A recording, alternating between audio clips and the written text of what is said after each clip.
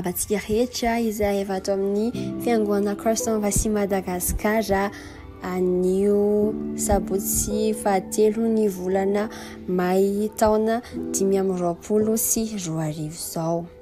Ampifaliana no izaranay anareo ny ravitotiny fahamarinana izay nosoratan'ny lelan'Andriamanitra Pasteur Krisa Oyakhilome izay filompanorina ny fiangonana Christ Vassy rehetra maneran-tany.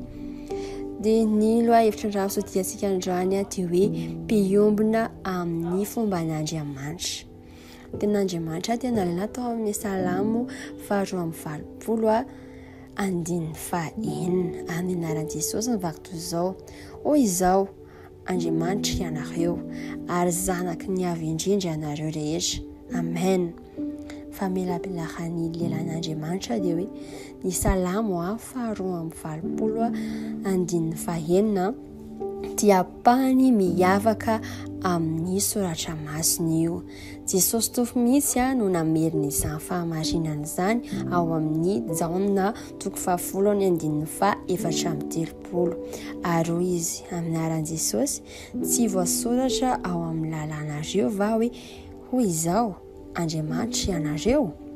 Inona no dikan'izany na hoe inona izay lazainy?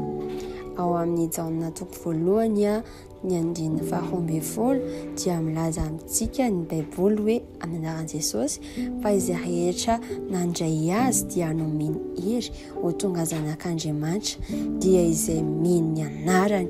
Halleluja. Ary ao amin'ny Jaona 1:7 koa dia ny hika tampientanentana ny apôstôly Jaona hoe: endre manao ahoana ny fitiavana nasehon'ny Ray antsika dia ny antsoina antsika hoe zanak'Andriamanitra sady izany tokoa isika. Amen. Entanentana venao ianao izany teny izany. Hoy ny apôstôly Paoly atao amin'ny taratasiny mahafinaritra ho an'ny fiangonana Galatiana: ary satria zanaka ianareo dia nirain'Andriamanitra ho atao apotsika ny fanahin'ny zanany, miantso hoe Abaraio, ka dia tsy mpanompo intsony ianao fa zanaka, ary raha zanaka dia mpanjovan'Andriamanitra amin'ny alalan'i Kristy. Halleluja. Amen. Zany dia hitantsika ao amin'ny Galatiana 4:4 ny andininy 4 ka hatramin'ny 7. Noho izany ary rehefa nilaza Jesosy fa Andriamanitra isika dia narainy ny fahamarinana momba ny faharetana sy ny natoran'Andriamanitra ao amintsika. Manambara toy izao ny Petera 2:1-4 ny anaran'i Jesosy: ary izany no natanterahany amintsika ireo teny fikasana sady soa no lehibe indrindra mba ho tonga mpiray amin'ny fomban'Andriamanitra amin'izany ianareo. Amen.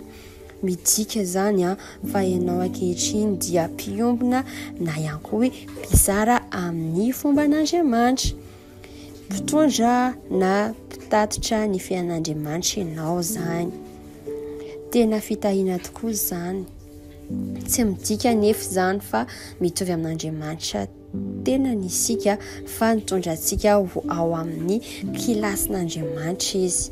Jesosy Tompo no mbola tompon'ny fiainantsika, mpanjaka antsika ary manompo azy isika.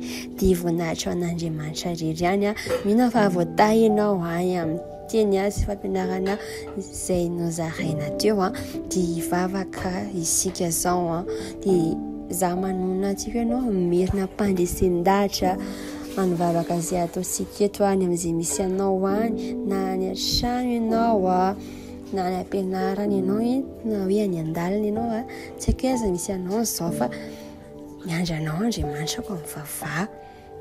Mivavaka isika ray malalo.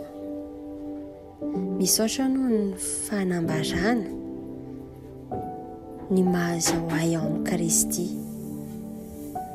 Mpiombona amin'ny fomban'Andriamanitra aho, mihetsika